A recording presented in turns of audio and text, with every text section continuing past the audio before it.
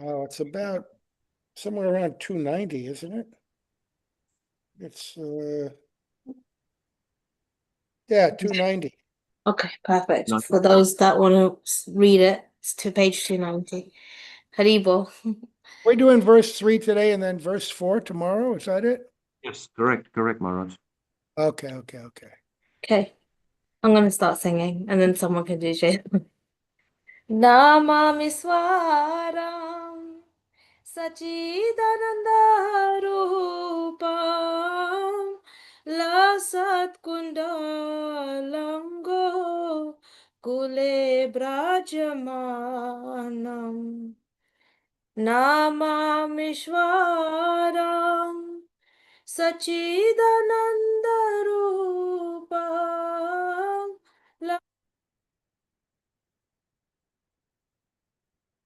Kule Brajamanam Yashoda Biyoluka Ladha Dava Paramrishya Tanto Tritai Gopya Namamishwaram Sachidananda Rupam Lasat Kundalango Kule Brajamanam Rudham Tamunetram Yugmam Rijantam Karambhojayugamena Satakanetram Muhuswasakapa Trirekharakanta Stitagrevadamoda Rambhaktibandam Namamishwaram Sachidananda Rupam Lasat Kungo Kule Brajamana Iti Drikta Salilabhir Ananda Kunde Swagoshanimajantam Akyapayantam Tadiyesita Jeshu Bhakti Jitavam Puna Premata Satavritavande Namamishwaram Sachidananda Rupam Kule Brajamanam Varam Deva Moksham Namokshavadiva Nachanya Virayam Varasadapiha Idam te vupurnatha Gopala Balam Sada me manasyavi Statam kimanye Namamishwaram Sachidananda Rupa Lasat Kundalango Kule Brajamana Idam te mokho bojamavyaknile Vritam ta kuntalikta snagda Shugopya Muchacha simba bimba rakshapayame Manasya virasam alam lakshalambe Namo deva damodarananta vishnu Prasida prabhu dukha jalabdha magya Kripa drishti vrishyati dhainamabhatu Kriya Shema Maja Eva Akshidrishya Kuvera मजो भतो भूल मुते याद त्वामोचा भक्ति भजो कृतो यछो तथा प्रेम भक्ति स्वकमे प्रयाचे नामोक्षे ग्रामो स्थिति दामोदरे नम नमस्ते स्तुदाम्ने स्फुरदीप्तिदाम्ने Diyodarayata Vishwasya Dhame Namo Radhikaye Tvadiya Priyaye Ilaya Devaya Tumbe He Namo Radhikaye Tvadiya Priyaye नमो राधिकाय त्वदीया प्रियाय नमो नंत लीलाय देवाय तुम्बे नमो नंत लीलाय देवाय तुम जय Radha Damodar Radhe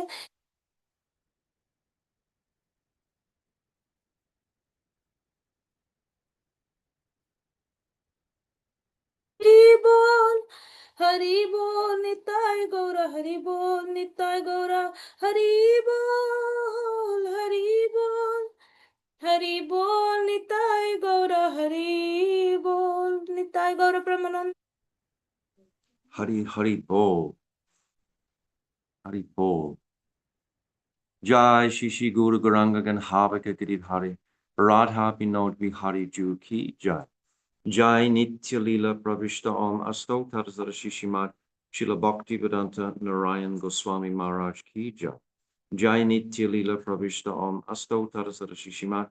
Shila Bhakti Vedanta Vaman Maharaj Goswami Ki Jai. Jai Nitya Lila Pravishta Om Asto Tarzara Shishimat. Shila Bhakti Vedanta Swami Shila Prabhupada Ki Jai. Jai Param Gurudev Nitya Lila Pravishta Om Asto Tarzara Shishimat. Shila Bhakti Pragyan Keshav Goswami Maharaj Ki Jai. Jai Jagat Guru Nitya Lila Pravishta Om Asto Tarzara Shishimat. Shila Bhakti Siddhanta Saraswati Goswami Prabhupada Ki Jai. Jai Paramahamsa Mahabhagavat Shila Gaur Kishore Das Babaji Maharaj Ki Jai. Jai Saptam Goswami Shila Satchidananda Bhakti Vinod Thakur Ki Jai. Jai Vaishnav Sarvabhauma Jagannath Das Babaji Maharaj Ki Jai. Jai Shila Baladev Vidyabhushan Gaudi Bharantaracharya Ki Jai. Jai Rasik Siromani Shila Vishnath Chakravarti Thakur Ki Jai. Jai Narottam Srinivas Shyamananda Prabhu Treya Ki Jai. Jai Shila Krishna's Kaviraj Goswami Ki Jai. Jai Shri Rup Sanatan Shibata Raghunath Shri Jiva Gopal Bhattadasa Raghunath Sat Goswami Prabhu's Ki Jai. Jai Swarup Damodar Rai Ramananda Gauda Parsad Ki Jai. Namacharya Shila Hardas Thakur Ki Jai. Prem Sika Hosi Krishna Chaitanya Prabhu Nityananda Shri Advaita Gadadhar Shri Vasadi Shri Gauda Bhakta Vrinda Ki Jai. Shri Antadvip, Mayapur, Simantadvip, Godramdvip, Madhyadvip, Koladvip, Ritudvip, Janadvip, Modamdvip, Udadvip, Apaka Navadvip, Dham Ki Jai. Bhadravan, Bandiravan, Belvan, Lokavan, Mahavan, Madhuvan, Talvan, Kamudvan, Bahulavan, Vrindavan, Padyavan, Kamyavan, Brajamandal Ki Jai. Shri Radha Krishna Gopa Gopiko Govardhan Dwarasavar Matika, Shri Brajamandal Ki Jai. Shamakund Radha Kund Giri Govardhana Ki Jai. Punamasi Devi Yogamaya Maharani Ki Jai, Ganga Jamuna Devi Maharani's Ki Jai, Brinda Devi Maharani Ki Jai, Gopeshwa Mahadev Ki Jai, Jagannath Baladev Subhadra Sudarshan Chakra Ki Jai, Ketramandal Ki Jai, Sarva Vigna Vinasakari Shina Shingadev Bhagavan Ki Jai, Bhakta Prabha Sri Prahlad Maharaj Ki Jai, Charidam Ki Jai, Chari Sampradaya Ki Jai, Chari Acharya Ki Jai, Akara Mat Raj Shri Chaitanya Mat Ki Jai, Shri Keshav Ji Gaudiya Mat Ki Jai. Grantaraj Shrimad Bhagavatam Ki Jai, Harinam Sankirtan Ki Jai, Anantakota Vaishnava Vrinda Ki Jai, Samagata Bhakta Vrinda Ki Jai, Gauda Prindande, Hari Hari Bol, Vanchakalpa Tarubhyascha, Vipasindavevacha, Patitanam Pavanibhyo, Vaishnavebhyo, Namo Namaha. Om Jnana Timirandasya Jnananjana Shalakaya Chakshurunmilitam Jena Tasmai Shri Gurave Namaha Namo Vishnu Padaya Gora Prestaya Bhutale Srimate Bhaktivedanta Vanaiti Namine Namo Vishnu Padaya Radhikaye Priyatmane Shri Srimad Bhaktivedanta Narayaniti Namine Namo Vishnu Padaya Shri Keshava Priyatmane Shri Srimad Bhaktivedanta Vamaniti Namine Namo Vishnu Padaya Krishna Prestaya Bhutale Srimate Bhaktivedanta Swami Niti Namine Vancha Kalpa Tarubhascha Kripa Sindhu Vaeva Cha Patitanam Pavanebhyo Vaishnavebhyo Namo Namaha Shri Krishna Chaitanya Prabhu Nityananda Shri Advaita Gadadhar Shivasadi Gaura Bhakta Hare Krishna Krishna Krishna Hare Hare Hare Rama Rama Rama Hare Hare. Hare Bol. I want to offer my Dandavat pranams to Sripad Bhaktivedanta Vaikhanas Maharaj and Sripad Bhaktivedanta Tridandi Maharaj, to all of the listeners, and probably should have beforehand offered my Dandavat pranams to our entire Rupa Nuga Guru Varg. And so thank you everyone for attending. Today is another rest day, and we are talking about the 4th verse of Sri Damodarashtakam. Is it the 4th? No? Third verse. Third. Okay. The schedule is wrong. Well, okay. On to the third verse today. We've done 2. So Yeah, after 2. yeah. No, I'll change your schedule. I completely see that. It just says 4 in the. We need to work out where we're going to fit the extra verse. But yes, we're talking about verse 3. Hari Bol, I will hand over to you, Tridandi Maharaj. Dandavat pranam. Thank you, Tarunji. Thank you, Tarunji. Thank you, Yashodhari, for your beautiful kirtan. Very nice. Thank you. Thank you. Gurave Gaura Chandraya Radhikaya Tadalaye Krishnaya Krishna Bhaktaya Tadabhaktaya Namo Namaha. I'm offering my Dandavat pranams to my most beloved Gurudev Nityalila Pravishta Om Asto Tarasara Shishimat Srila Bhaktivedanta Narayan Goswami Maharaj. And I'm offering the same again, millions and millions of times, unto the lotus feet of our most beloved Nityalila Pravishta Om Asto Tarasara Shishimat Srila Bhaktivedanta Swami Srila Prabhupada. And again to all our divine Rupa Nuga Guru Varg and all the Vaishnava and Vaishnavi devotees of the Lord, my Dandavat pranams to everybody. Vanchakalpa Tarubhyascha, Kripa Sindhuvevacha, Patitanam Papnibhyo, Vaishnavebhyo, Namo Namaha. So yes, we've arrived at the 3rd verse of our Damodarashtakam. And yesterday on our parikrama, we went to Gokul. So again today, we've crossed over the river and we were coming to Gokul again, where this wonderful pastime takes place. Yesterday, we described how Parajanya and his whole family, his whole tribe, they traveled and Rishabhanu Maharaj across the Jamuna and settled in this forest of Mahavan. In the forest of Mahavan is the village of Gokul and Raval. The name Braja means to move about. So when you have millions of cows, you have to move around in order that they find grazing grounds. So this is why they move around. So for them to make that journey from Nandagaon to Gokul to Mahavan was just like a regular occurrence, so to speak. But now we are in Gokul again, and we're hearing this incredible pastime of this Damodarashtakam.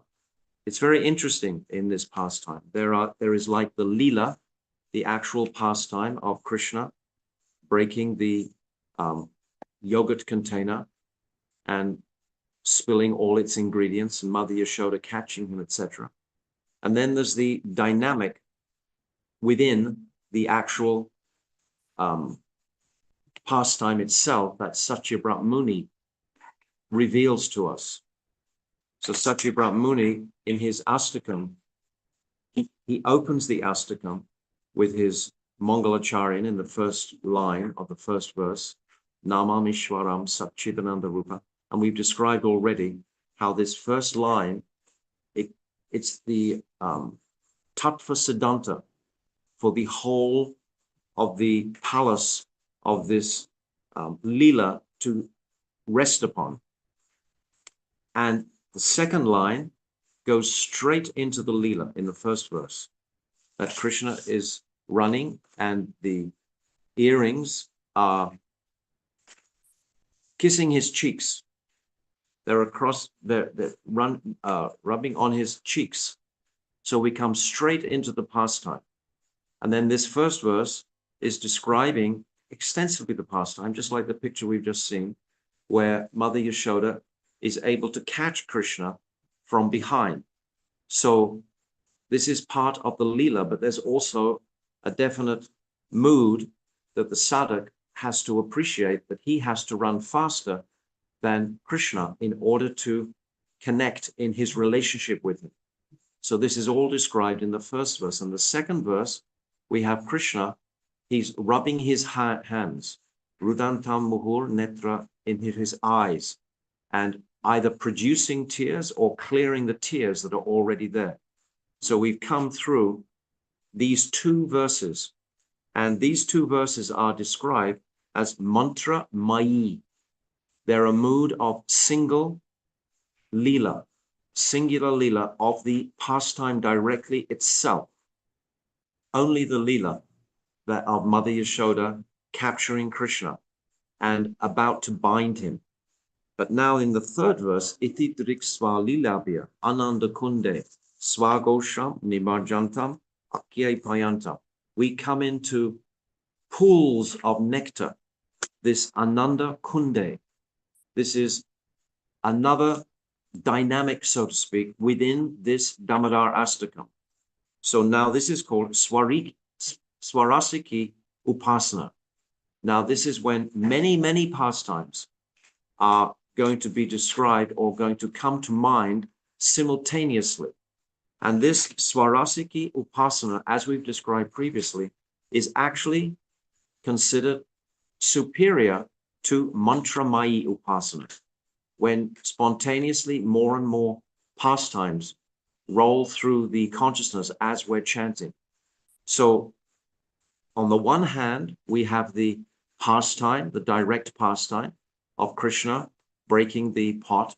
And on the other hand, we have the journey of the sadhak and his relationship with Krishna. So it's like two considerations are going on simultaneously, because as we've described before, this whole Astakam is escalating in its moods, in its ultimate bhav. So today I'm just going to very briefly go through these 8 verses to give us some context of where we're going, and then I'll come back to this third verse. So in this third verse, we're going to hear many leelas, because within the third verse is described this Ananda Kunde, this kund, this blissful kund, which has no shoreline and no depth, no, what do you call? Bottom, huh? No, there's no bottom to the shore. There's no, it's fathomless. You can't reach the extent of its unlimited, infinite. So this is the reality. These pastimes are unlimited, which is why every single year we go over them with such great relish, because every single year we're swimming in new areas of appreciation for this pastime that we've never really considered previously. This is the nature, the dynamic of it, because it's without shoreline. It's without what we call the limit on the bottom of it, completely. So this is the nature of pure love itself. And especially in this pastime, we're going to see at the very end, after the twin Arjun trees have crashed, and Nanda Baba, he's decided to punish Mother Yashoda for binding Krishna It doesn't matter what Krishna did, Nanda Baba is completely solid on the side of Krishna. So he's not going to speak to Mother Yashoda for the rest of the day. And the whole of Braj is getting immersed in this mood that now Nanda Baba, he's not speaking to Queen Yashoda, and Krishna's, I mean, that's all they're thinking about, all the inhabitants all day long. What is happening between Mother Yashoda and Krishna and Nanda Baba? And they're all feeling this pain of separation that Krishna is making by staying separate from Mother Yashoda when she's weeping and she wants to embrace him. So this is involving everyone in Braj. All of Braj are falling into this pool of bliss, this Ananda Kunde, this blissful pool, and it has no limit to it, because the extremity of their affection and attraction for Krishna ultimately has no limit. That's how it's eternal. It's an eternal pastime. It's always, it's not nitya in the sense that it's not going on in Prakat Lila or Aprakat Lila. It's going on here in Prakat Lila, in Bhauma Vrindavan, but it's going on from one universe to the next universe, to the next universe, to the next universe, constantly. We understand that there are unlimited billions of universes manifesting from the pores of Karanadakshay Vishnu. So Krishna and his roadshow, we can say, are traveling from universe to universe to universe constantly. But in the actual spiritual realm, this pastime is not considered nitya. It's like an impression that they all have that this pastime took place, but it's not actually taking place. In the spiritual world, it's just the Astakalya Lila, the 8 timefold pastimes of the day, from Nishanta Lila, Prata Lila, Purvana Lila, Madhyana Lila, Apurvana Lila, Syayam Lila, Pradosh Lila, and Ratri Lila. This is nitya. These are eternal pastimes. But this Dambanda Lila is actually considered nimitic. At the same time, it's eternal because it's going on from one universe to the next universe. So understand the distinction here. We could call it nimitic, and we can also call it eternal. Srila Bhakti Pragyan Keshav Goswami Maharaj, in his preface, he refers it to as an eternal pastime. So it is an eternal pastime. At the same time, it's not nitya within the spiritual world. Understand? So there's a distinction here, just to appreciate. So this third verse is just immersing us in various leelas. Actually, my Gurudev describes 12 leelas in his commentary. There's 12 pastimes that my Gurudev describes. Now we come to the fourth verse afterwards. As I say, I'm just going to scroll through quite quickly to the end and then go back to the third verse. So in the fourth verse, this is a pivotal verse, because now Satyabrat Muni, the poet, we can say, who is scribing this immaculate Astakam, he is opening out and confessing that he doesn't want Navada Bhakti. He doesn't want moksha. He doesn't want liberation. He doesn't want any of these benedictions that normally, previously, traditionally, until Mahaprabhu appears, were the only benedictions that people would want.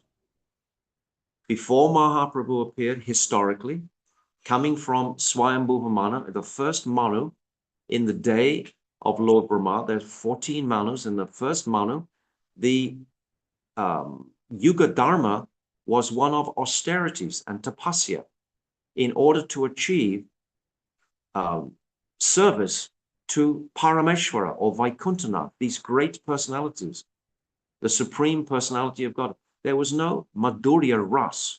It wasn't on the map until it was exposed. First of all, Krishna had to come and perform his Madhurya Leela in the 7th Manvantara.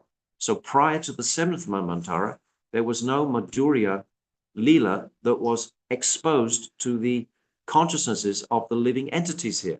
It wasn't there. How could it be? Krishna didn't manifest his Vrindavan pastimes previous to this 7th Manvantara. And it's only in the 27th, was it 27th or 28th? 28th Dwarpa Yuga at the end. So Prior to that, there was no manifestation here of this Madhurya. It was simply Aishwarya. Everything was Aishwarya from top to bottom. So it's a huge quantum shift of consciousness to actually come into this very sacred, intimate, special world of pure love. It's a huge shift. And Satyabrat Muni, he's taking us through this step by step by step. And we've come into this fourth verse, and he says he doesn't want moksha. He doesn't want Vaikuntha Bhav. He only wants Rag Marg. So this is remarkable how he's been inspired in his heart to simply want this Rag in the form of Balagopal, because he's had this revelation gifted to him within his heart. He's seeing this pastime. This wasn't described previously. How could it be described previously? It didn't happen previously. It wasn't happening in this day of Lord Brahma. Who would have access to it?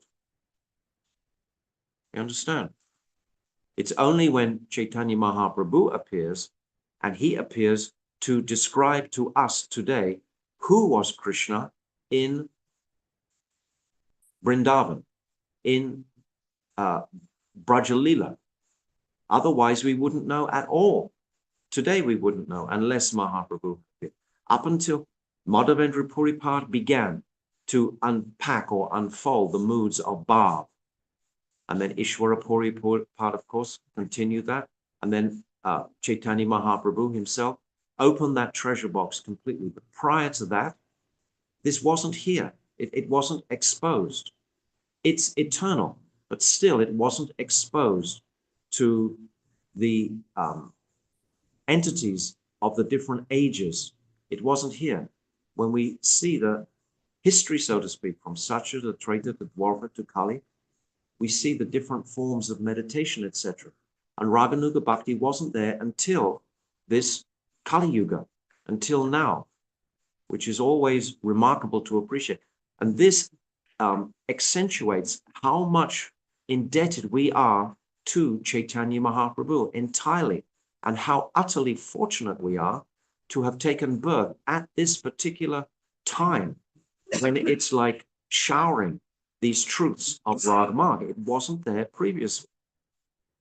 So Satyabrat Muni, he's rejecting the idea of Vaikuntha Bhakti or moksha, and he's only focusing on the beautiful form of Balagopal. And then now it increases again, it's intensifying. So the whole dynamic of this astakam is one of increased intensity. This is the nature of the sadhak's journey, the sadhak's sadhana. It has to increase in intensity. And how does that intensity increase? Simply by taking shelter of Sri Nam. If we genuinely, sincerely take shelter of Nam, the power, the potency of Nam is going to generate this intensity within the consciousness of the sadhak every single time. If we're not able to chant more than 16 rounds a day, we're not going to be able to really progress into the depths of the speciality of the sweetnesses described about this Madhurya realm. It's just going to evade us. We're not going to be able to have an experience of it or taste it. But if we take shelter of Nam, if we drink quantities of that Nam, it will give us that eternal connection. We'll wake up. What's that? Krishna Prem? Tisita Krishna Prem? Sadhya Kabinoy?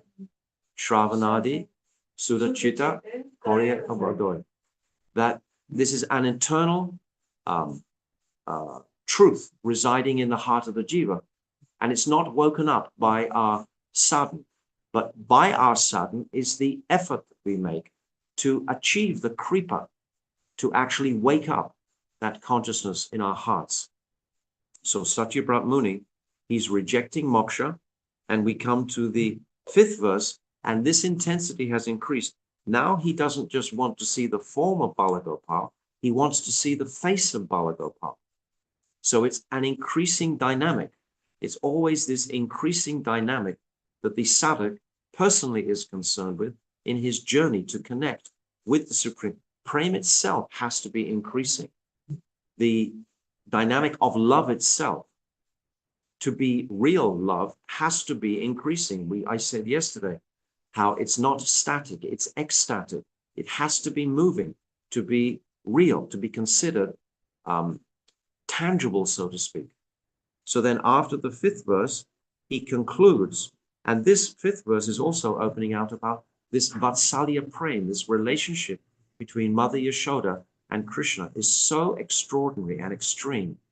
And when we start to appreciate this rasa of Vatsalya, the love that Mother Yashoda has for Krishna, we've been hearing these past. Yesterday we went to Brahmandgam, and Sripad Vaikhanas Maharaj was explaining it so beautifully how Mother Yashoda, he's gazing into the mouth of Krishna and seeing all the universes, but the power of her Vatsalya bhav pushes any thought of Aishwarya away, and she maintains, this is my Lala, this is my son, under all circumstances. So this is extraordinary to really consider this power of her love to push away any type of mystical or Aishwarya consideration. It's really extraordinary. That's how strong her love. And Nanda Baba is not as strong as Mother Yashoda, but his love also is there. And then we come into the 6th verse, and Satyabrat Muni here is appreciating that only by Sankirtan Ras can I achieve this goal. This Namo Deva Damo Dharananta Vishnu. He goes through all these different names of the Lord. He's calling out. This is his Sankirtan. This 6th verse is like Sankirtan Ras. And he's connecting through. He understands he can only connect through Sankirtan. So this is not described in the Leela, so to speak. I said at the beginning, the Leela and the dynamic of this Astakam are different. The Leela is just the pastime.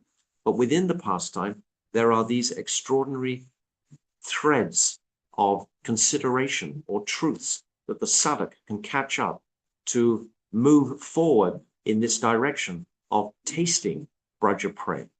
You understand? Is it clear what I'm saying? Is it clear?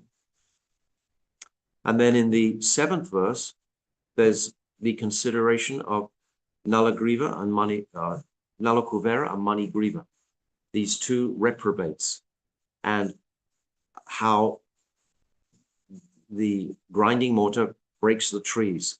And this is like the crescendo, so to speak, of the whole pastime. And again, we refer to this 3rd verse of this Ananda Kundev, because when those trees drop, Nanda Baba comes, releases Krishna, takes him to the Goshala, begins to ignore Mother Yashoda, and the whole atmosphere is just building, building, building, building. Will Krishna come back to Mother Yashoda? How is Mother Yashoda going to feel?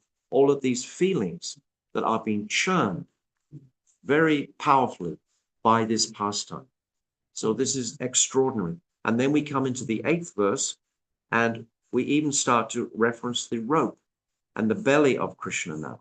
So again, we've come back to the Leela. But in what sense? We've come back to the Leela to describe the absolute ecstasy that Satyabrat Muni is experiencing to such a degree where now he even chants the name of Radhika. Now he's coming to an appreciation of who has that topmost love for Krishna, even higher than Yashoda Gopi. It is Radhika. So he's gone through this whole like step-by-step stage, bringing us to an appreciation of Sri Radhika with the strength of the Leela in the background. Understand? It's like two separate considerations going simultaneously. The Leela and the Astakam are going through together. So that's a very brief overview of the dynamic of the Astakam. Now I want to begin to read from Sanatana Goswami's appreciation of this verse, this 3rd verse. Iti triksva lilabhya ananda kunde swagosham nibijantam akyai payantam tadi yeshi jesha bhaktiya chitavam tvam puna prematas tvam satavriti vande. By his childhood pastimes, such as this Dam Bandana Lila. He perpetually drowns all the residents of Gokul, his gopas, gopis, cows, calves, and so forth, who are all manifested by his pastime potency. In pools of bliss, he thus informs those who have knowledge of his absolute divinity that only the pure and simple love of these devotees can conquer him. Again, hundreds of times I offer loving obeisances unto Damodar Krishna. This is the real topic of this purport, is that Sanatana Goswami describes anyway, that he doesn't go into so much in the Leela. It's only a brief 3-page commentary, but he's talking about this distinction between Aishwarya Bhav and Madhurya Bhav. Those who have the Sthai Bhav that are already in Madhurya, they can control Krishna by their affection. And those who have this Aishwarya Bhav, they cannot fully control Krishna. So who controls Krishna the most is the gopis, of course, and their rati is described as samartha, which means having the ability to control him. But what about Uddhav? He's considered to be one of the topmost. What about Hanumanji? He's also considered to be such a great devotee of Ram, yet still he has this Aishwarya. He can't wrestle with Ram. He can't eat off the same plate with Ram. What is the nature of his praying? In fact, it's not this Madhurya. It's not the same. And Uddhav also, he's described as a Prem Artur Bhakt. In the Brihad Bhagavatamrita, there are 5 types of bhaktas. There's Prahlad to begin with. He's a Jnani Bhakta, because he sees just the Aishwarya aspect of the Lord.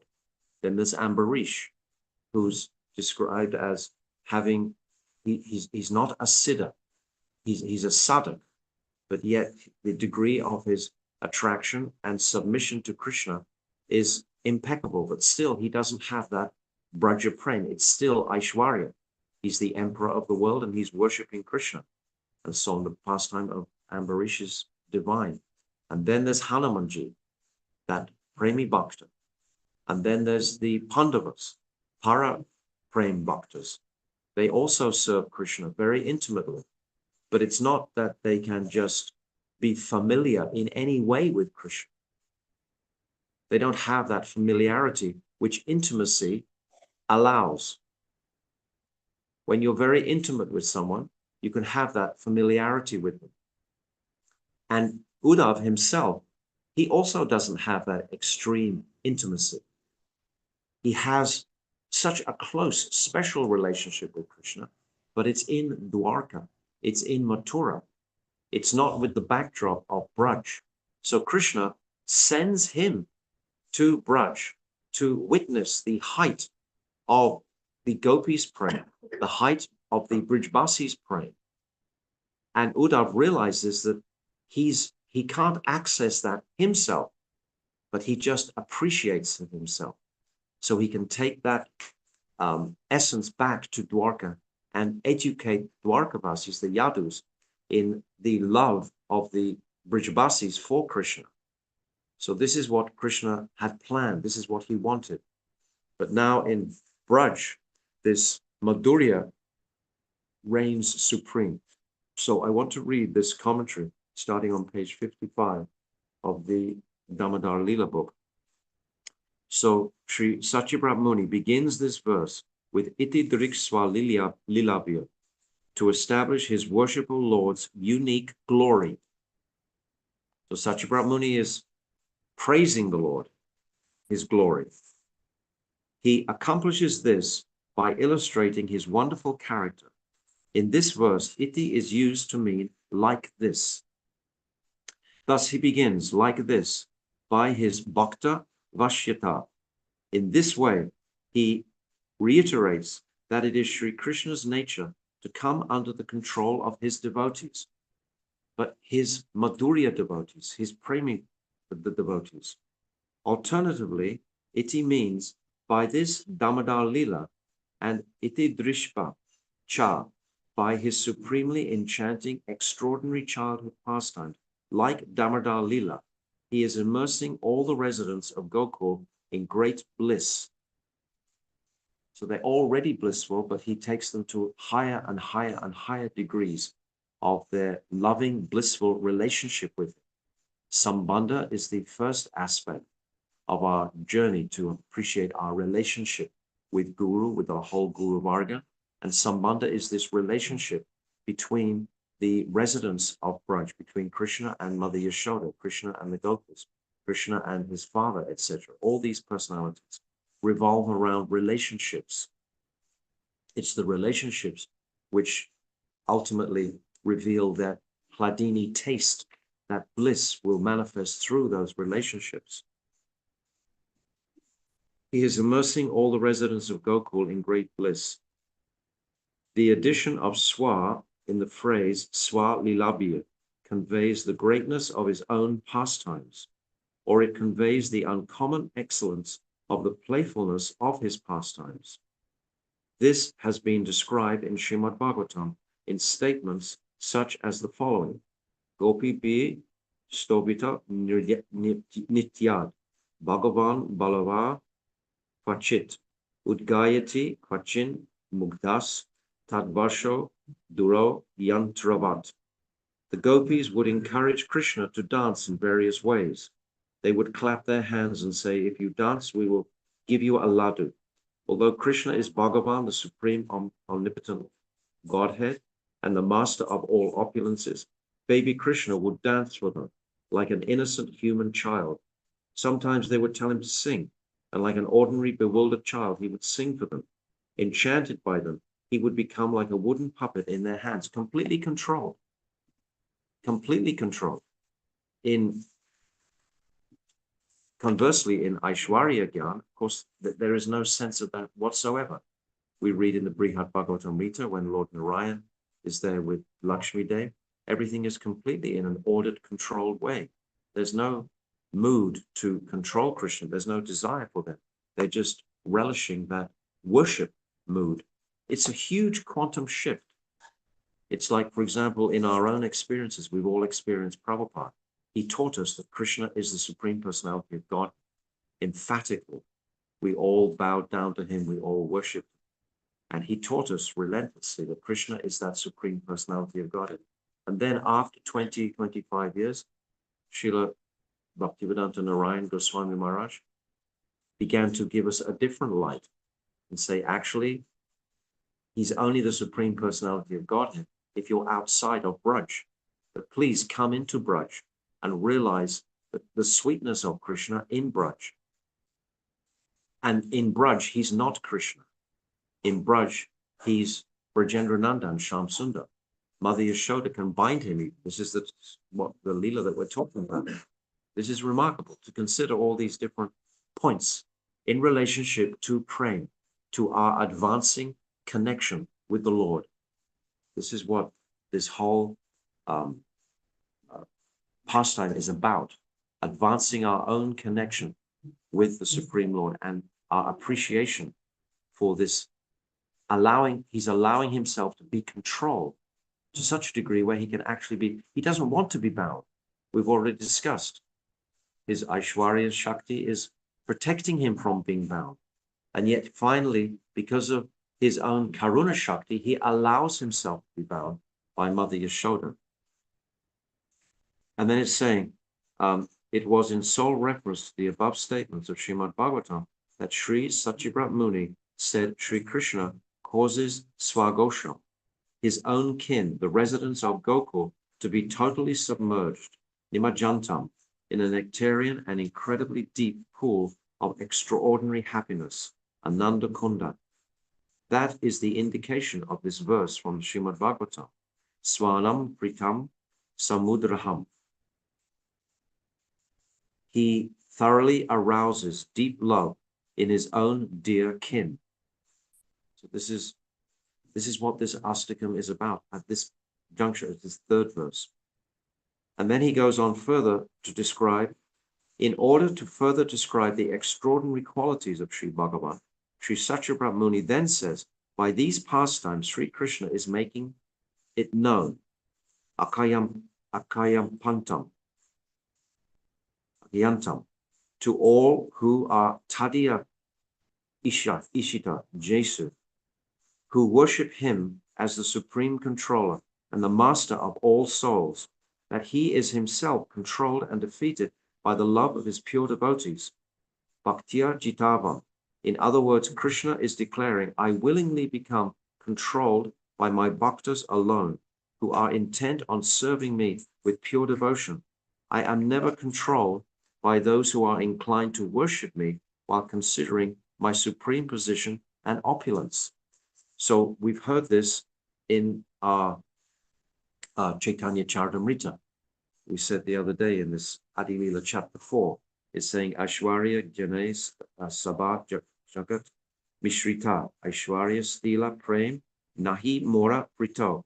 All the universe is filled with knowledge of my majesty, but love weakened by that sense of majesty doesn't control me. So this Braj Prem has the capacity to control Krishna. And that is what our Guru Varga is directing us in this direction, to reawaken our original relationship with the Lord. And ultimately, as a sadhak, we will have that ability to control the Lord by our love. So this is many lifetimes ahead, but still we're setting our compass, so to speak. We're setting our direction of where we're going. This is how my Gurudev used to describe it. And then it's describing that Bhagavan Sri Krishna showed the community of those who know about his supreme position that he only remains under the full control of his loving servants. Only his loving servants he's controlled by, not controlled by anything else. So now it's describing, Sanatana Goswami personally explains the above statements of Bhagavatam as follows. Here the word tad, about that or about him, is connected to Sri Krishna's position as Bhagavan. And when it is combined with vidam, knowledge of, it becomes knowledge of his position as Bhagavan. Thus the meaning is clear. He is showing darshyams that those who know about his supreme opulence, that he willingly comes under the control of his loving servants. In other words, the original Supreme Lord, Sri Krishna Chandra, is exhibiting that in every respect, he is only controlled by his loving servants in Braj, and among them, he is especially controlled by those in Unnata Ujjvala Ras, the supremely pure humor of Madhurya Ras, transcendental amour. So this is the gift of Mahaprabhu directly. We're hearing this, we're reading this remarkable speciality of Braj, that only by those who are controlled in this Unnata Ujjvala Ras, Mahaprabhu has come to taste Unnata Ujjvala Ras, but he's come to give us service to that Unnata Ujjvala Ras. Anapita chirim chirat kurunavatanokalo samarapaitam Unnata Ujjvala Ras Swa Bhakti Shriyam. This Swa Bhakti Shriyam is the gift of Mahaprabhu.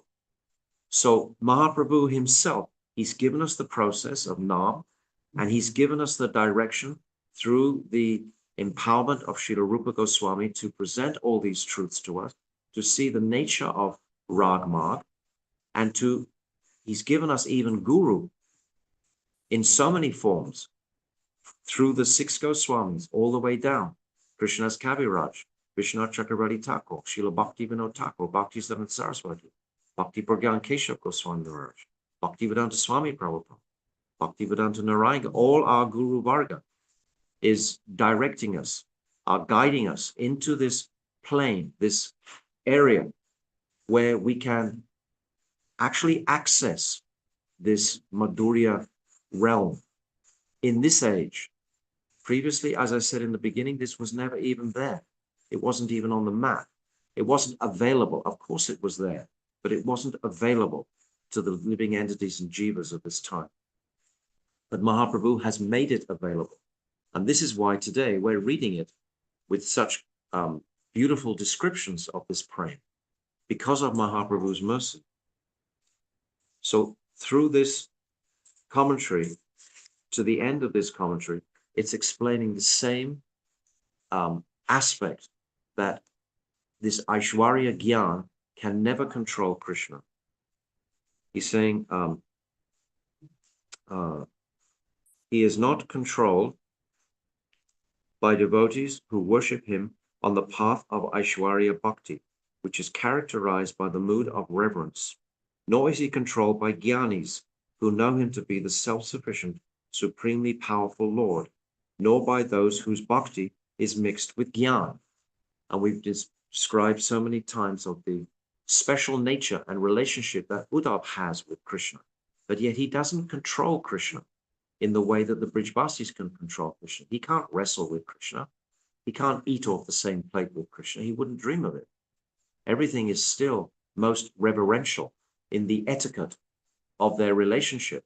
There's no breaching the line of etiquette, even though the friendship is intimate and sweet.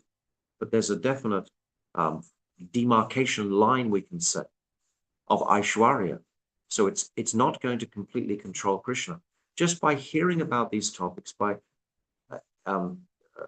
appreciating the speciality of this distinction, then we can more appreciate the absolute speciality of this Madhurya Prem, of this Braj Prem. By hearing these topics like this, then we can see, just like Uddhav saw, the height of this Braja Prem. What is this place that we're actually anxious for? What is this relationship that I'm anxious to have with Krishna in Vrindavan? What is the nature of that? And even within the gopis, there is speciality of their connection with Krishna. We have what is called Tadiya Bhav and Madhya Bhav. Madhya Bhav means that Krishna is mine, like the Swapaksh. Tadiya means that I am yours, Krishna. I will do whatever you say. There's a distinction here in the height of the prem. When the devotees appreciate these different distinctions of the prem, then the most elevated prem of Sri Radhika and her Swapaksh becomes so much accentuated. And then we can appreciate it more and more by these distinctions. So this is how this is being mapped out here to show us these distinctions. This is because bhakti is especially This is because bhakti, and especially its glories, are very confidential, so he does not reveal it to everyone. It is inappropriate to explain it to anyone who is not specifically acquainted with the exalted glories of the Vaishnavas. You can't explain these topics to people who are not devotees or not practicing. They can hear the Leela, they can hear the pastime, they can appreciate to some degree. But we are in an assembly of Vaishnavas here, so I thought it was appropriate to open these truths as much as we're capable of doing for our reflection and chewing over, we can say. And who is only interested in impersonal knowledge. This is the non-devotee. From this perspective, the previously cited verse should be interpreted by connecting vidam with britya vasyate. Thus, the general meaning of tad vidam, those who know Sri Krishna's supreme position, becomes britya vasyata vidam, those who know that Sri Krishna willingly comes under the control of his loving servants. So that's his supreme condition. His supreme Aishwarya is his ultimate glories, but his supreme mood is that he allows his servants to control him. Therefore, Sri Satyabhat Muni prays, overwhelmed with incomparable pure loving devotion for you, I offer you, Vandanam, my prayers of adoration hundreds of times. To you, the Supreme Lord, I offer Vandanam again and again. Thus, in this verse, the sage wishes to say, among the limbs of bhakti, which are required for all devotees, I only pray to perform one special limb of bhakti, which is Vandana, which is glorifying the Lord, to constantly express my adoration for Sri Bhagavan. I do not pray for knowledge of Bhagavan's opulence or anything else. So this is a analytical introduction to this verse.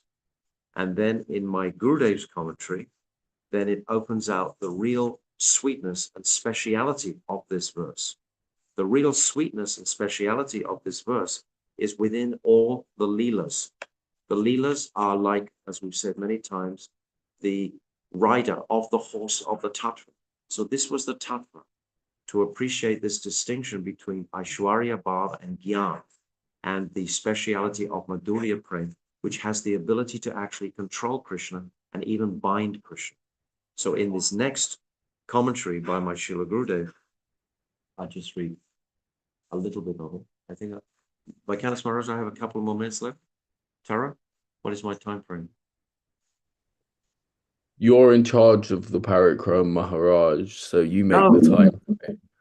Don't say that. Don't say that. You show the ears. But I think I've got maybe 1 or 2 minutes. Who can stop this flood? You've broken the dam and you're Yeah. flooding this. Who can I'm stop just going this? to touch on Vaikhanas Maharaj's topic, which is the commentary, for just a moment. I just want to It's all right. introduce, because this is the sweetness that you've got. I got the sort of beginning part, but you've got the sweet part. The I don't sweet know. I'm part- inspired to talk from a mechanic perspective now, hearing all this. No. Well, all right, I'll change that. I'll change that. Let me just read this part. Sri Krishna's pastimes are lakes of inexhaustible bliss, in which he drowns the entire village of Gokul.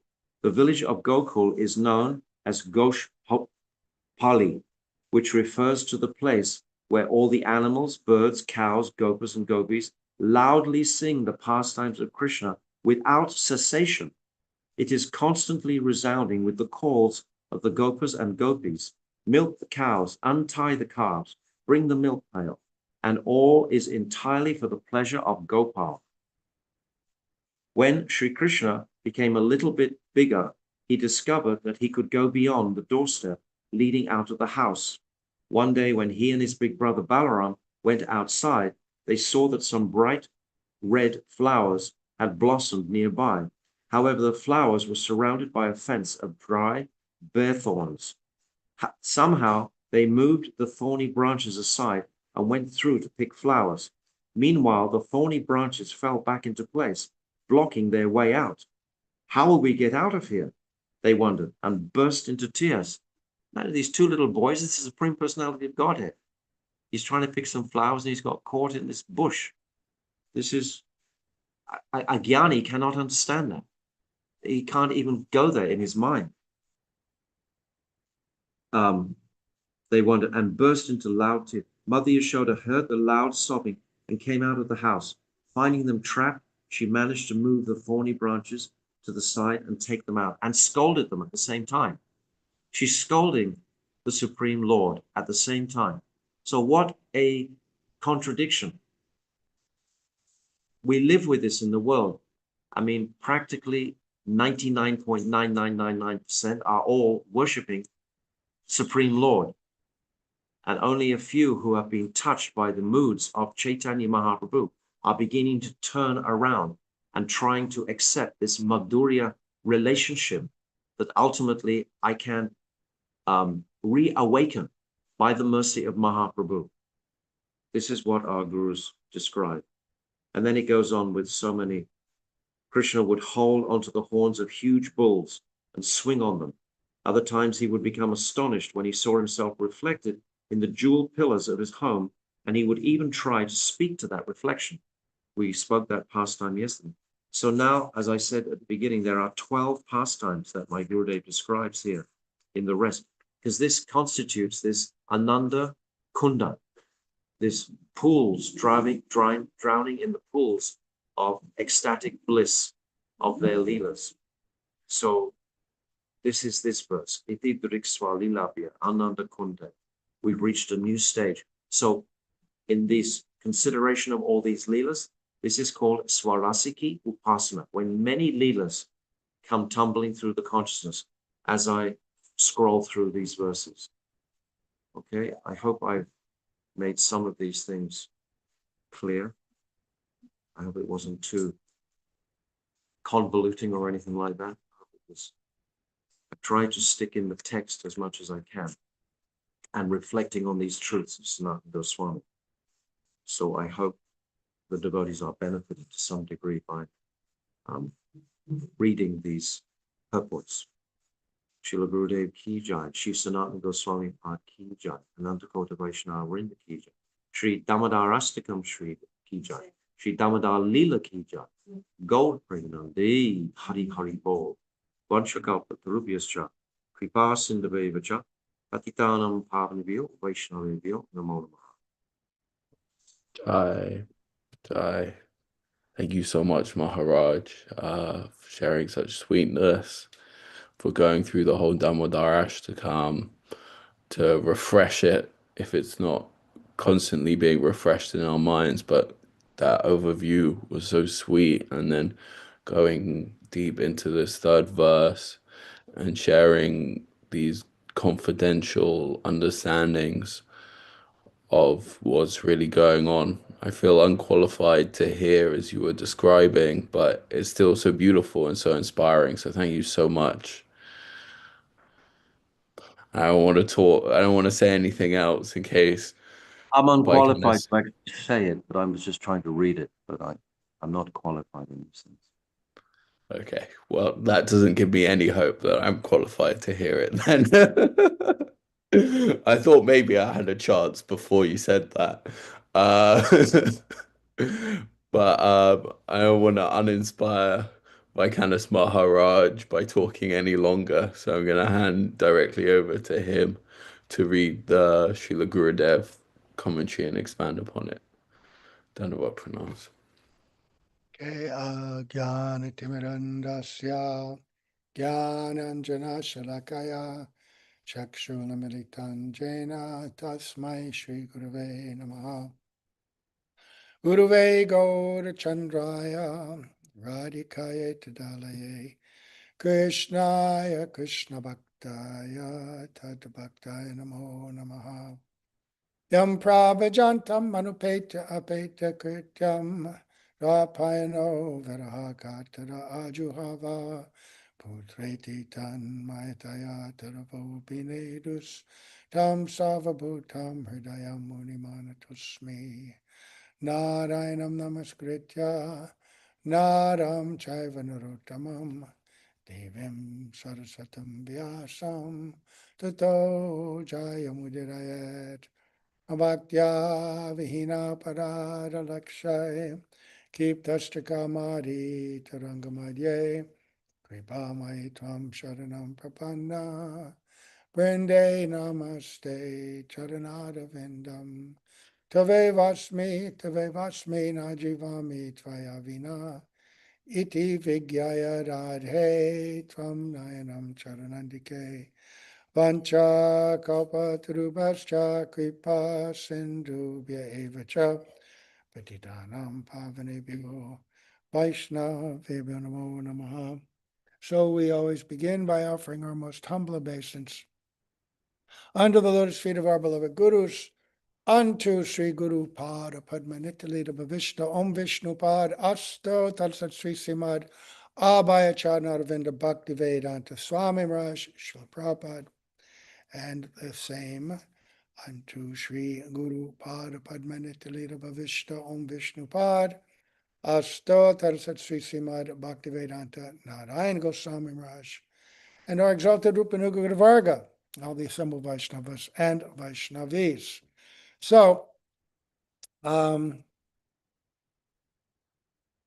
Maharaj said that Sripad Tridandi Maharaj has said that he was going to mostly speak tattva. And then from there we would go into the pastimes. But why do we speak tattva? If the pastimes themselves are the ultimate conclusion, right? And our whole idea is to become immersed in these pastimes, then what's the necessity of understanding or even reading this tattva? It seems like it could get in the way, right? But I was just listening to chapter 34 of the Jaiva Dharma. listening on the audio. Tridandi Maharaj has a compilation of some of Srila Gurudev's books on audio, and Jaiva Dharma I've listened so many times. And these last chapters, I think from 25 or 26 to 40, are all about Rasa Tattva. And to me, it's largely incomprehensible because there are so many technical Sanskrit words which I don't know. But still, I listen to it, right? And I just heard something this morning where Vijay Kumar, who is by now in the story, attained Srup Siddha Bhakti. He's understood his internal identity. He's been given instructions on how to meditate and serve in internal bhajan. And yet he is still going back to Gopal Guru. And they're discussing Rasa Tattva, and he's asking so many questions. He's got 6 more chapters of questions to ask about this topic. And something that was said today was, I thought, really interesting and relevant, because he said, he was asking a question, and Gopal Guru said, actually, you've already understood this. You're on this level of Bhav Bhakti. But by asking these questions and hearing these discussions, philosophical explanations, you are reinforcing your position, the foundation of your bhakti. So really, these kind of discussions, they never really end. In the Srimad Bhagavatam, Shukadev Goswami is describing to Parikshit Maharaj all these amazing pastimes, but at every stage, from the beginning of the 10th canto all the way to the end, and then in the 11th, he's reaffirming the philosophical support for all of this. And that's not just for the reader who's trying to come to that platform, but it's also for those who are on that platform. That's also relishable, described in that way. So the first 9 cantos are all about different incarnations of the Lord and the qualities of the Lord and the nature of bhakti to those incarnations. But from the 10th canto, it very quickly, strongly speaking the idea, the conception of God. Who is God? What is God? And what are his glories? What are his energies? All of that. Prayers by the demigods to the Lord before he appears. And when yesterday we were hearing one of the very first pastimes, which is related to this one, by the way, because it's Mother Jashoda punishing or threatening to punish Krishna for eating dirt, right? Eating the dust of Vrindavan. And in that, we got a prelude, which really helps us in understanding this pastime, where she had an experience, and that's for her, but it's also for us, really, because this little boy who she's going to be punished, who we might fall into the trap that, thinking him an ordinary person, just like we can't think of Guru as an ordinary person. When we hear these pastimes of Krishna with his mother, with his friends, with the gopis, our tendency, being materially contaminated, is to equate those pastimes with our own. So she's relating with him like any mother would. Show me your mouth then. And he's fearful. And as Tridandi Maharaj said, why would the Lord be fearful? How does a jnani understand this, right? How do they get trapped in this bush? Even this bush, I thought about that. Generally, when we see pictures of Krishna in this Leela, if you see the picture that we were shown, he's in this very opulent courtyard, right? Very beautiful marble buildings all around the courtyard. Then why do they need this thorny fence made of, this fence made of thorny bushes? In more simplistic villages, like if you go to Indian villages, this is how they make fences. They don't have marble structures. They don't have all this available. They take thorny bushes and they put their cows, they make cow pens out of that to keep the cows in and to keep predators out. Right? So reading that immediately made me think, actually, maybe it's not like what we imagine with all this, sometimes we hear descriptions of the palace of Nanda Maharaj, very opulent, and sometimes we hear descriptions like this. I don't know if it's a mixture or what, I don't know. But why would they have this thorny fence if they have all these palisades and opulent construction everywhere? I don't know. But it makes the pastime sweet and village-like. And Tridandi Maharaj also said that up until the time of Mahaprabhu, even though these pastimes were heard and narrated, the conception of bhakti that Mahaprabhu revealed through Rupa Goswami, Rasa Tattva, this was not revealed. The pastimes were there.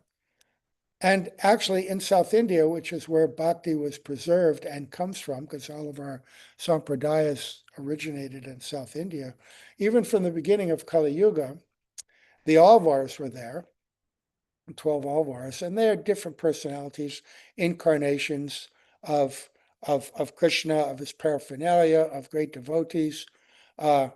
And those who are students of the Alvars' writings and teaching find within them hidden their knowledge and appreciation of Krishna's Leela in Vrindavan.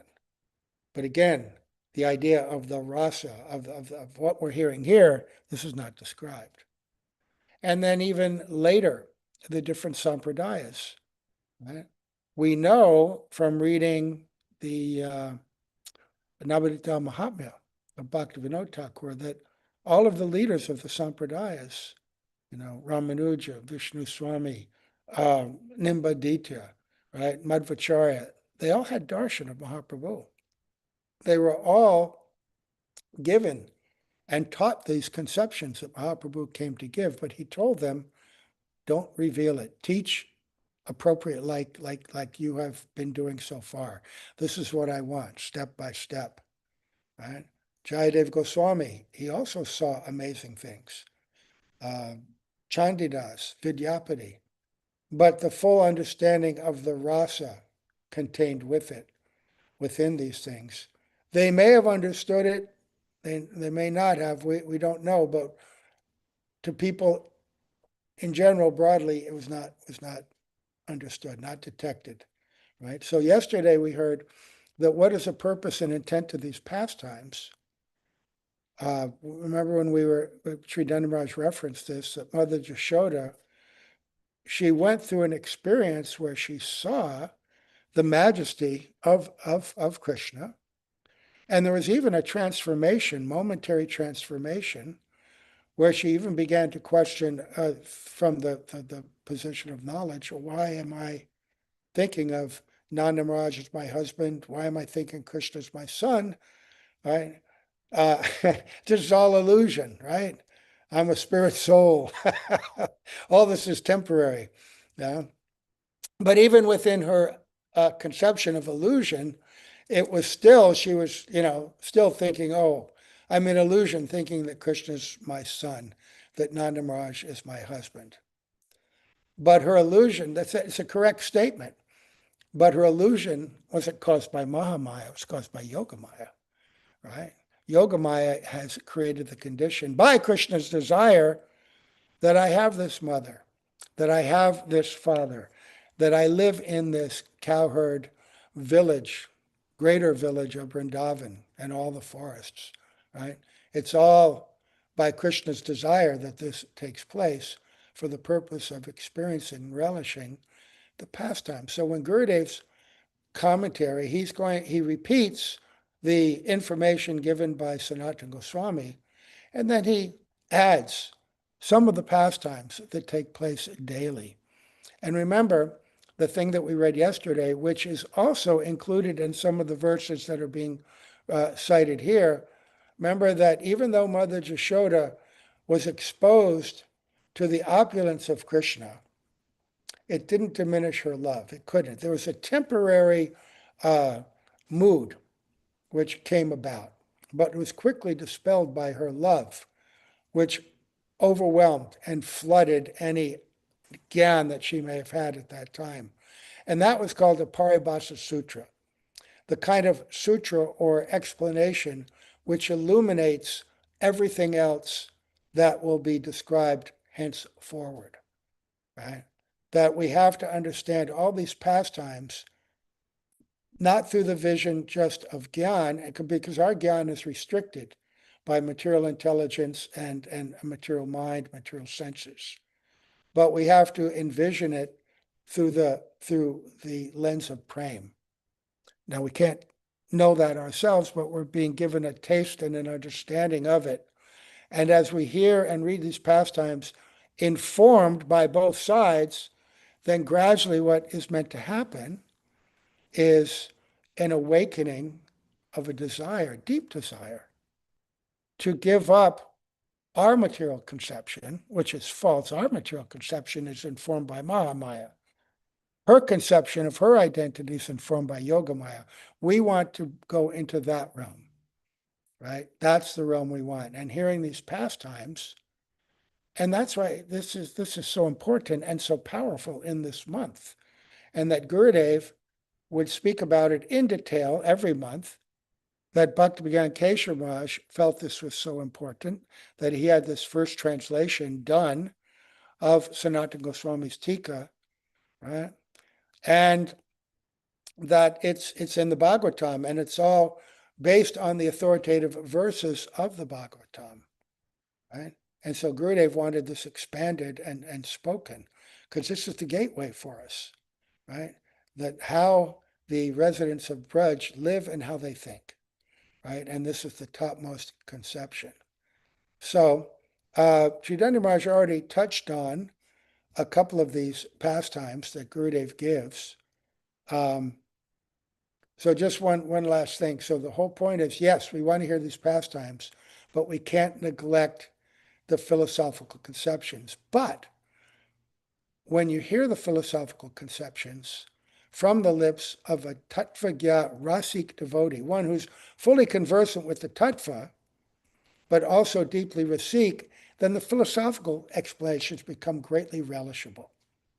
Like if you go back to Jaiva Dharma once again, over and over, Brajanath and Vijay Kumar, hearing some philosophical description from their gurus, become overjoyed with ecstasy, right? Because within those explanations are so much sweetness and so much ras and so much information about our ultimate objective. You can't separate them. Sambandha Tattva, Abhideya Tattva, and Prayojana Tattva all combined together, right?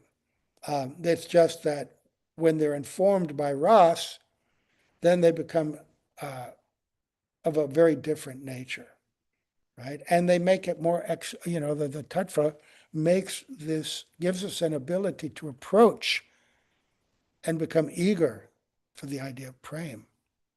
So this one about these two, I was reading this the other day in another place also, how Krishna and Balaram, they would go into the cow pens and they would play with the bulls.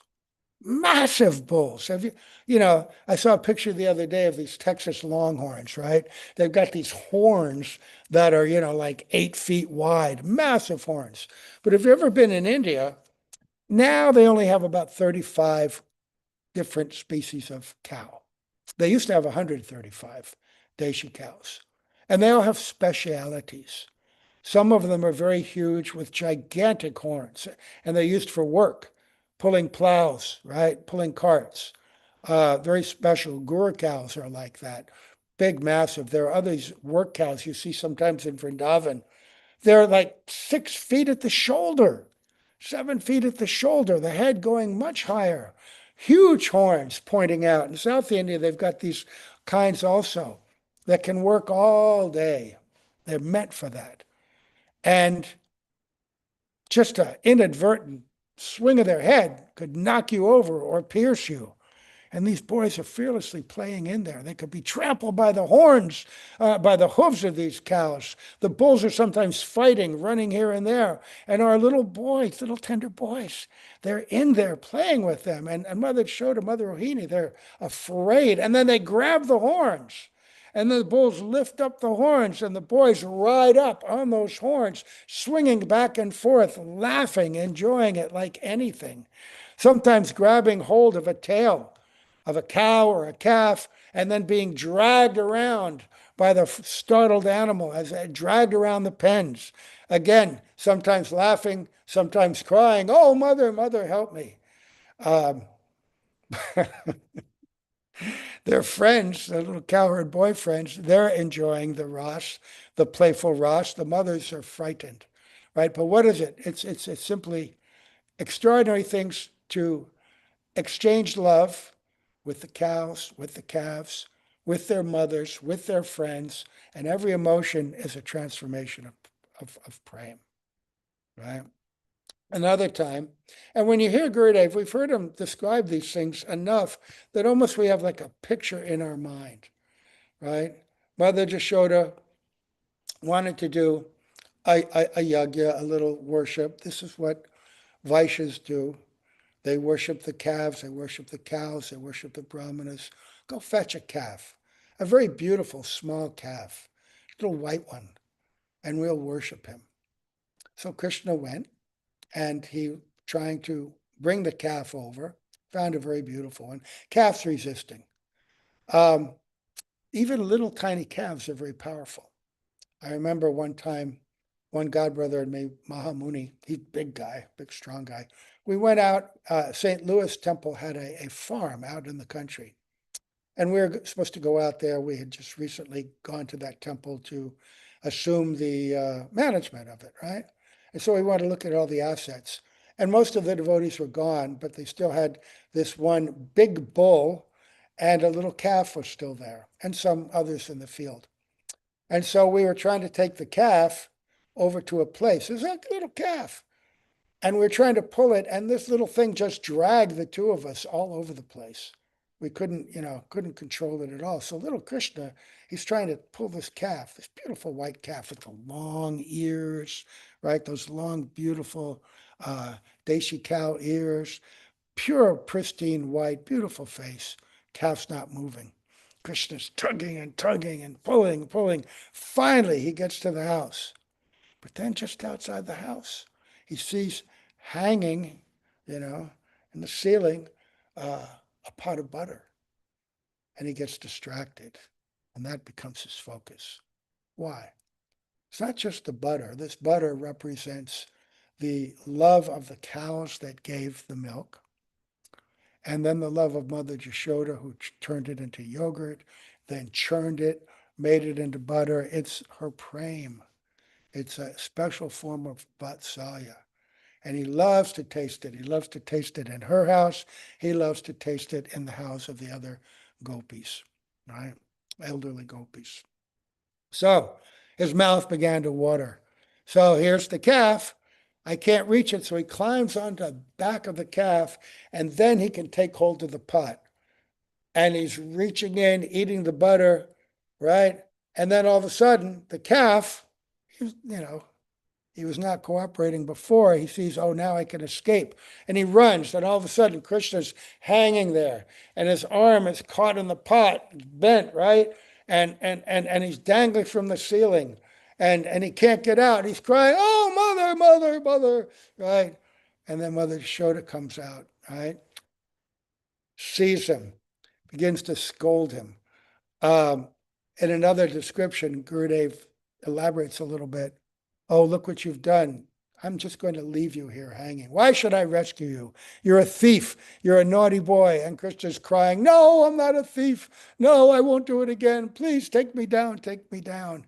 And Mother Jashoda, kind of relishing this, and this teaching lesson, finally agrees to take him down. But once again, remember we heard the other day, naughtiness of a child is something that the mother can really relish. Srila Prabhupada used to say, a naughty child, it's a sign of intelligence, right? That if they're very naughty and they do mischievous things, it's a sign of intelligence, right? And so her, look what he's done now. Oh God, how did he get up there? And so Ras, Vatsalya Prem, right? So another description of the older gopis, Mother Jashoda's friends, right?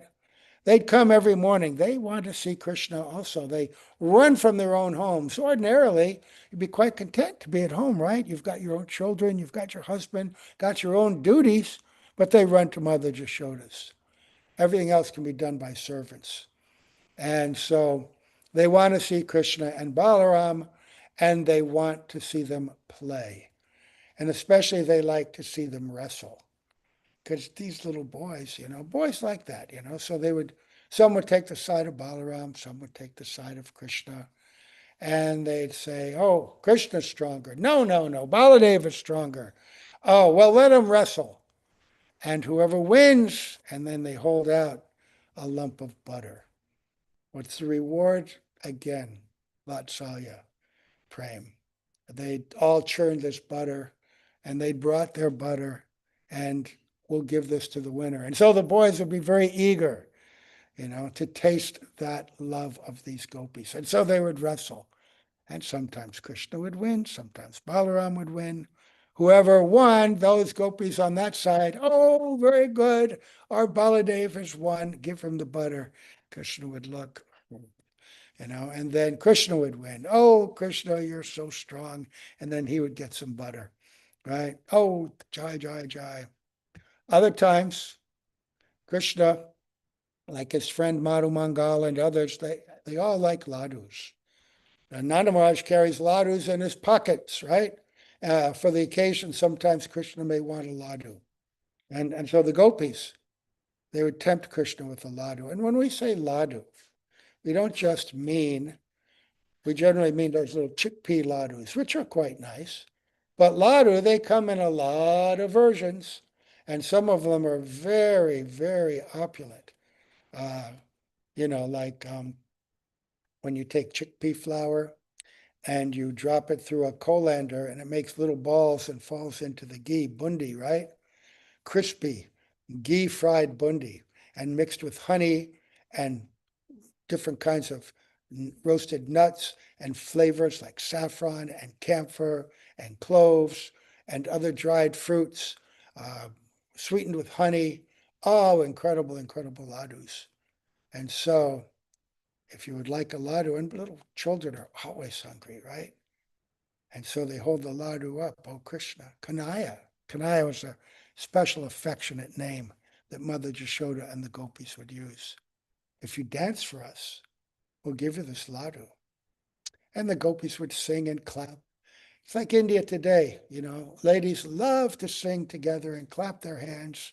And they would be singing, and Krishna, very skillful, even though he's a little boy, puts his hand on his waist, puts his other hand up in the air, and he's dancing so artfully. And they're all, completely charmed. Tatai, tatai. Gurudev uses that. Bhaktivinoda Thakur also uses that tatai, that sound of the mridanga, right?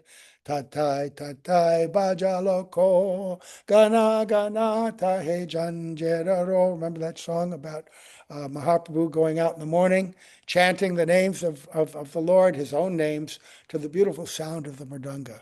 So they would create that rhythm, tatai, tatai. And sometimes Krishna would sing his own little song, right? And they would make Krishna dance. Was it the ladu? Well, the ladu is an expression of their love. He would become a puppet under their full control. Again, prem is that which controls Krishna. And these gopis, these elderly gopis, were immersed in the beauty of Vatsalya prem. So other times they would come and they would ask Krishna, oh, Krishna, bring that wooden seat, right? And so in India, they have these small seats that you can sit on in order to do different chores and tasks. You need to be a little elevated, right? And their darling little Krishna would try to lift a small seat, but he couldn't. He's so little, the seat was just a little too heavy, and they would see him struggling, and that would make them, oh, that sweet little boy, look how hard he's trying, right? Varaha, he lifted the entire earth on his tusks. He lifts Govardhan Hill, right? Earlier, he had killed Putana. right? Who was stronger than 10,000 elephants, we heard yesterday. But he couldn't lift the seat. See, this is a speciality of prem. Again, when Tridandi Maharaj said that the Lord can't be understood by logic or by mundane reasoning, one of the things that mundane philosophers like to do when they try to discuss the idea of God and omnipotence, because theologians will say God is omnipotent, and they'll say, well, if God is omnipotent, can he make something so heavy that he can't lift it? Because if he can't lift it, he's not God. But if he can't make it, because then he couldn't lift it, then he's not God. So your claim of omnipotence is incomplete. But here we see that by the influence of prem, that same God who not only lifts the earth, but by his expansion, Anantadev is holding up all the universes. Local Anantadev is holding all the planets by his power. Unlimited Anantadev is holding up all the universes. And yet, by prem, he can't lift up the stool. So simultaneously, he's holding up the universes, and at the same time, he's made something that he can't lift either. So unless you understand the principle of agatana gatana shakti, that which makes the impossible possible, the irreconcilable reconcilable, opposites and completely contradictory things reconcilable, right? Combining. That's the only way to understand the Lord. And prem is where you get, by the influence of prem, you can see it, right? The tying up of Krishna by the ropes, he couldn't be tied, no matter how many ropes you brought, because his Shakti, his Aishwarya Shakti, would not let him be tied, because he wanted to go play with his friends. So how this happened, nobody could understand, but it's happening right before their eyes. And then when prem of Mother Yashoda is so powerful, he was easily tied, and tied so tightly that none of his friends could untie him, because the rope was Vatsalya Prem. It was Prem, right? He controls or maintains everything in creation, yet in this verse, he's controlled by the residents of Braj. Gurudev again weaving in the stories and the pastimes to the statements of Satyavat Muni and the statements of Bhagavatam in 10th, 11th chapter, right?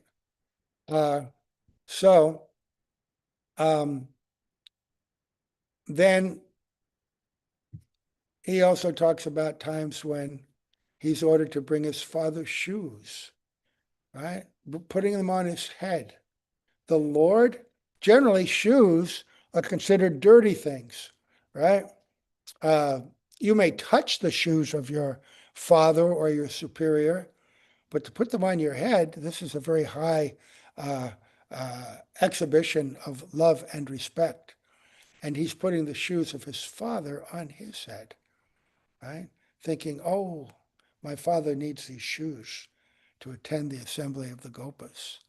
And so Gurudev, again, he brings up the same statement that Sanatana Goswami, iti drik svalilabir anandakunde, swa gosham nima janantam, that Sri Krishna's sweet childhood pastimes, an ocean of ras, inexhaustible, no boundary, unlimited, absolutely.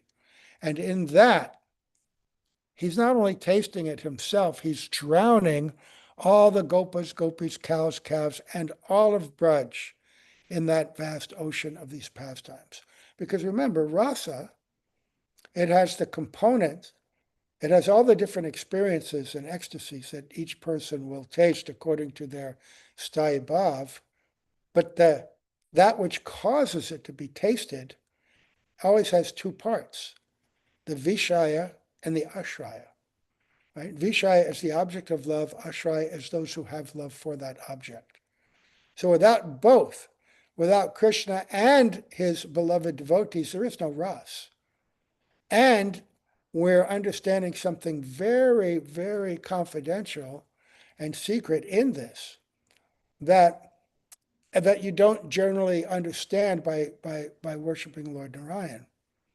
That just as the inhabitants of Vrindavan, they see Krishna as the Vishaya, the object of their love, and they're tasting their own love through that conception of the relationship, Krishna sees them as the Vishaya, and he's the ashraya of love for them.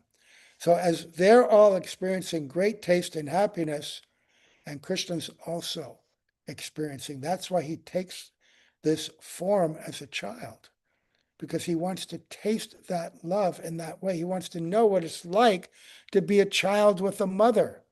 And his own Yogamaya, he's completely immersed in that identity. They don't know he's God. He doesn't know he's God. Now, Agatana Shakti will come up so that sometimes he does know. And that will come up and he'll necessarily exercise that awareness. But Braj is that special place where he can roam carefree without any necessity of being burdened by the idea of being God. Krishna and Dwarka is burdened by that. Gurudev explains. He's got so many responsibilities. You know, Jarasanda's coming every year with 20, with 23 akohinis of soldiers, more than were on the battlefield of Kurukshetra. It's coming every year. He's got administration to do, demons to kill, so much responsibility, 16,000 wives to make happy. Right? Everybody trying to come and ask for this, ask for that. Krishna's not a king, he's a prince. He's the son of a king, Nanda.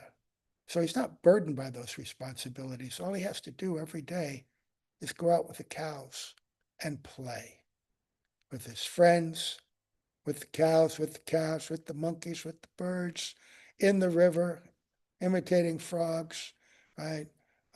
Occasionally killing demons, but sweetly and playfully, right? We heard yesterday, again, that even his killing of demons is sweet, right? The Damodarashtakam, even his demons, killing them is sweet because he doesn't use weapons, right? Lord Ram and other incarnations, they use swords and different chakras and bows and arrows. Krishna uses his hands and his feet, right? And like Aristasura, he ultimately stomped him to death. Sweetly, though. Heishi, when he came to bite him and eat him, oh, you want to bite me? Eat this. And he takes his little fist and he smashes it into the mouth of Keshi, who is so huge and high, so terrifying. And when he puts his arm in the mouth of Keshi, all Keshi's teeth shatter. And he puts his arm into the throat, expands it, fills the throat. He can't breathe, and it becomes red hot. And then he shakes the demon's thrashing this way and that, right? Trying to get out, he can't breathe. And then he expires and gives up his life, right? And Krishna tossed him aside, but sweetly, because it's his little lotus hand that does it, right? So, Gurudev contrasts. He says, why does Krishna perform these pastimes? Sattva Muni answers the question in relation to Tadiyeshita Geshu, those who always retain knowledge of Bhagavan's supreme position. A Tattva Jnani sees Brajendananda and Sri Samasundar as the source of all incarnations and the essence and ultimate limit of Godhead. They know him as the possessor of six opulences and fullness, all of that. Narad, four Kumaras. They have true knowledge of Krishna's position, actual position. But through these pastimes, Krishna's explaining to them, although I possess the potency to make the impossible possible, I am nonetheless controlled by the residents of Braj. I'm playing here in the mood of an ignorant child. Damodar Leela, supremely charming. Then Gurudev tells the fruit seller pastime. And he goes on to tell some more. We don't have time to tell 10 different pastimes. We've tasted and touched a little bit. But one last thing that Gurudev says, after hearing these different pastimes, he says the fruit seller, she had great determination, resolve. If Krishna doesn't come out, I'll never go back to Mathura. I'll just sit in this spot. And he says, the sadhak, that's us. So here's the teaching lesson in these pastimes. Our resolve, like the fruit seller, should be the same. We should think, day and night I will execute the limbs of devotion as instructed by Sriman Mahaprabhu and Srila Rupa Goswami. With love, I will chant a fixed number of Sri Hari's names and serve Sri Guru and the Vaishnavas. With love. Do you have love? I don't have love, but I try to have love. I pray to have love when I do these activities, right? I don't want to be resentful when I'm doing my seva. Nobody washed these pots. I'll do it. And then they'll see, I'm the real devotee here, not them. No. Oh, Krishna's so kind. He's given me this service to do something for him. Oh, the devotees are so merciful. They've left me this, with love. Every day I will study Srimad Bhagavatam and other devotional literatures. Every day I will recite Gopi Geet, Venu Geet, Brahmara Geet, Yugali Geet. Prajnath told me that Gurudev had a sequence. Every morning when he would wake up, he would chant so many of these stavas and stutis, right? Not like us, let me chant these, control my wicked mind, not be distracted by worldly thought. No, he would chant them with realization, with joy, pastimes within these beautiful verses coming to his heart, as Tridandi Maharaj said, Sarasiki Upasana, right? And then I'll recite these. If I come across a Raisik Vaishnava, I'll give my life to serving him. I will visit the places where Sri Radha Krishna performed their confidential pastimes in the groves and forests of Braj. I will pray very piteously there and recite hymns and prayers that are full of longing. Then Sri Krishna will surely give me his darshan. He is not far away. So some are in Vrindavan doing this, some of us are far. But, right, what is that? Tishtan Vrajay Tad Anuragi Jananugami. We should be in Braj, serving those devotees who are perfected souls, the Tishtan Vrajay Tad Anuragi Jananugami, right? They are following themselves. They're externally, they're showing us a path and teaching us, and they're following internally Rupa Manjari, Rati Manjari. This means to follow persons like Raghunath Das and his meditations like in Vilap Kushmanjali of the internal pastimes, right? Those kind of jhana. We want to serve them. And if we can't be in Braj directly, we meditate on being in Braj. That's what we're trying to do here. So I'll stop here, a little bit over. And thank our moderators and our hosts for their beautiful efforts in putting all this together, sustaining this. Gurudev gave such blessings to devotees who would organize and sustain Harikatha. And to the audience, those who are listening. Without audience, how can there be Katha? Again, speaker and listener, right? Always two sides to the coin, right?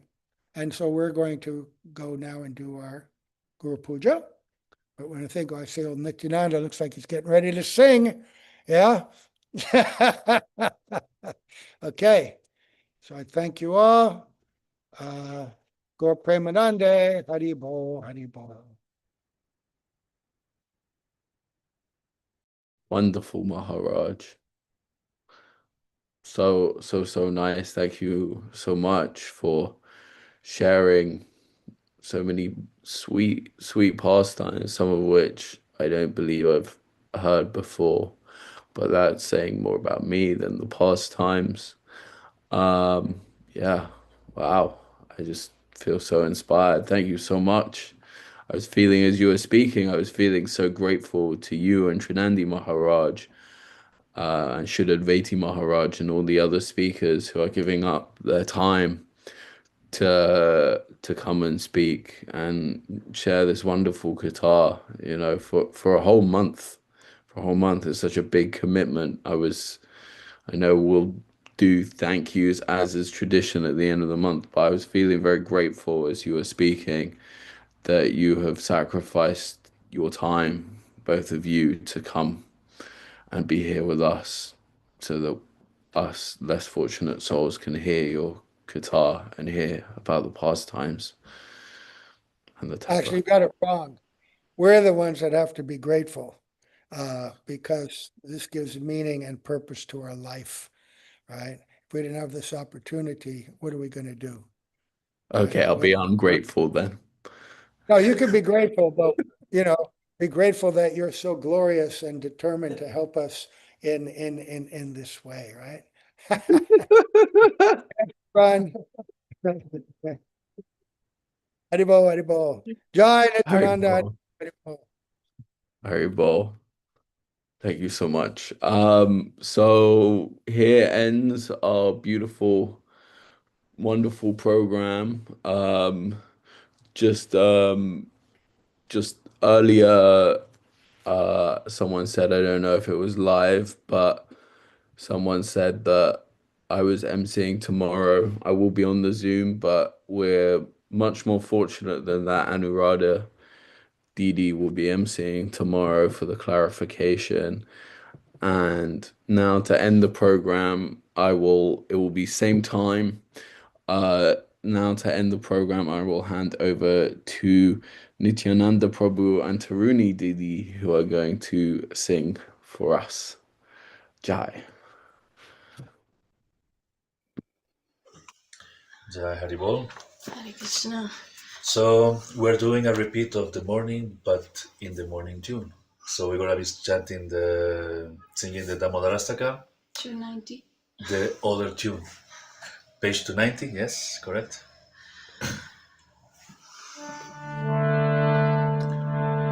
Namamishwaram Sachidanandarupam Lasat Guranga Rajamanam Jashodari Olukalanamaram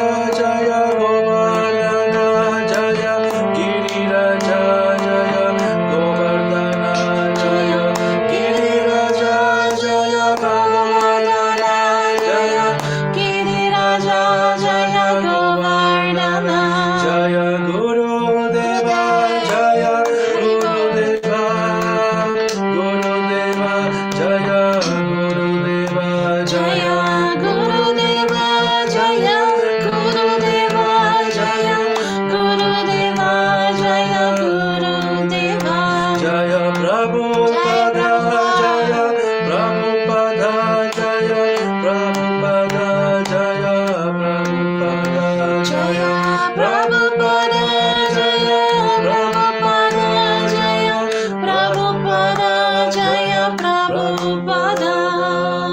Hari Bol Pramanande, Hari Hari Bol.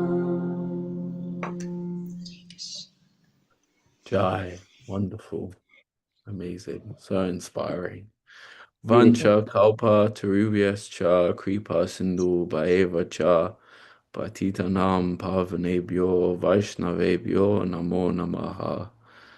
Om Rindai Tulasi Devyai Priyai Keshavasya cha Krishna Bhakti Pradadevi Satya Vatya.